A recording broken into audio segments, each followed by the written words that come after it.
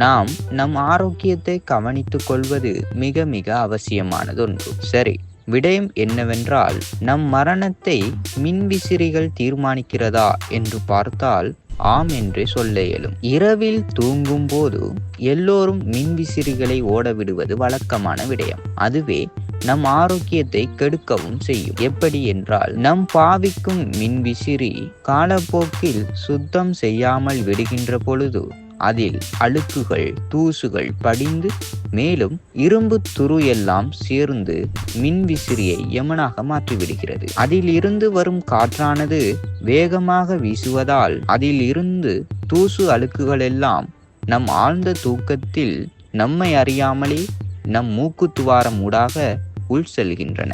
இதுவே வளமையாக நடைபெற்றால் நம் நெஞ்சு பகுதியில் சளியை உருவாக்கும். மேலும் வறட்டு இருமல், காய்ச்சல், தலைவலி கூட ஏற்படும். காலப்போக்கில் இதை கவனிக்காமல் விட்டால் பெரும் ஆபத்துக்கு கொண்டு சேர்க்கும். குறிப்பாக வயதானவர்கள் இந்த விடயத்தில் மிகவும் கவனமாக இருத்தல் அவசியம்.